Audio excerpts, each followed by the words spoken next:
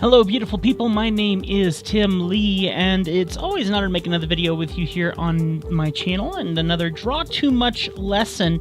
I don't have my clock because I have a comment I need to read to you here. I need to set this to 5 minutes, but I'm going to read this comment first, and then I'm going to set this thing to 5 minutes, and then we're going to begin this little tutorial.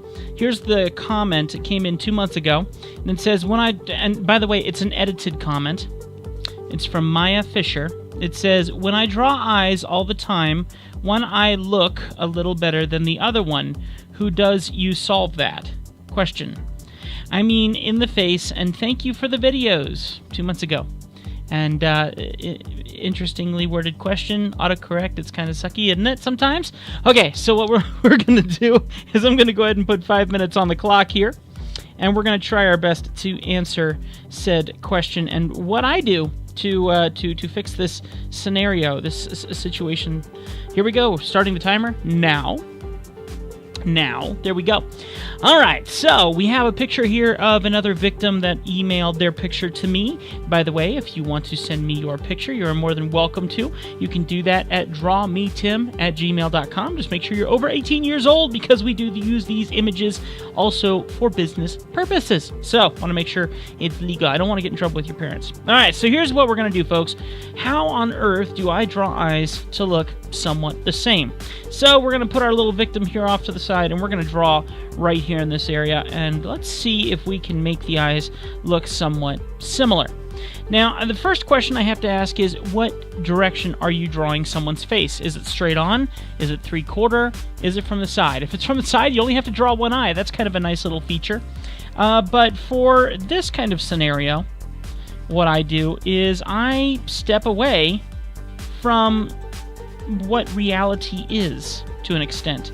And the only way I can say that is I see the general idea of the eye. I can see a couple key features that I need to connect with. But then when it comes down to it, I do my own thing. And I've called these eyes my Disney princess eyes for a long time. It's kind of something I've just developed over the years. And the thing that makes it interesting and unique, first off, if you draw in 3/4 perspective like this, the eyes don't have to be perfect, which is really nice. They can be kind of different sized. Just make sure that the one that's behind, the one further away, is the smaller one.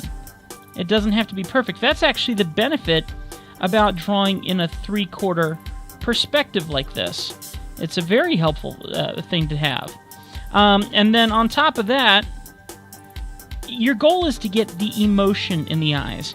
And the emotion oftentimes is not exactly expressed in the eyeball itself. Well, it is expressed in the eyeball itself.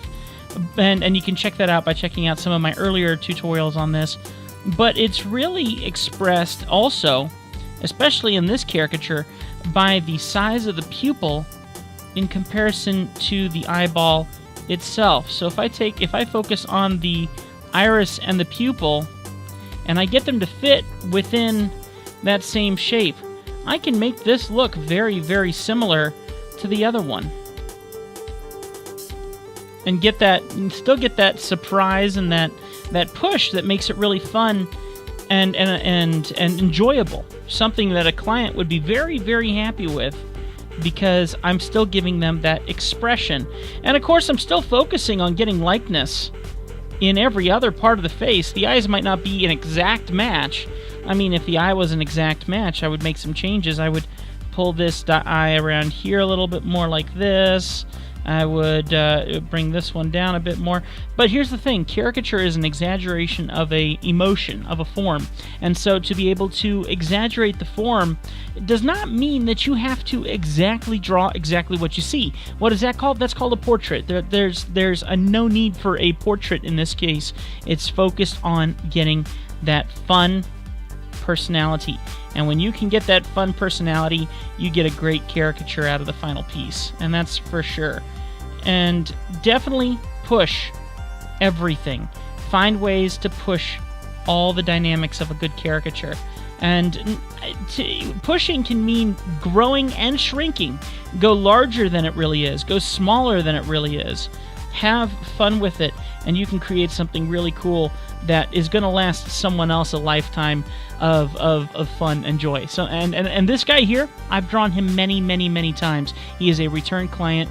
He loves the work that we do for him, and it's always a joy to be able to draw him. So being able to show you guys this in this way, always really cool to be able to think expressive. Think expressive. Don't think exact. Exact is a portrait. You don't want a portrait. You want drawing essence, not likeness. And I did a whole video on that several years back. That's going to do it for this video, guys. Hope that you enjoyed that quick little sketch. My name is Tim Lee. Don't forget, leave comments down below. As we get further into these videos, I will come back to this video and read the comments of this video and answer your questions as best I can in some future videos at the end of some future videos. Okay? That's one thing I'm very excited to do. So leave lots of comments here that I can read. Even if they're funny. If they're clean and funny, I might read them.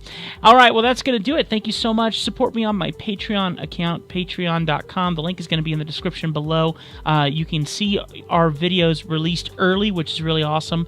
You can get my music that I write for your YouTube videos if you're one of my patrons at a certain dollar value, and you can support me. That would mean a lot to me and helps me grow my channel. I love you guys. Thank you so much for watching. We will see you in the next video. Bye.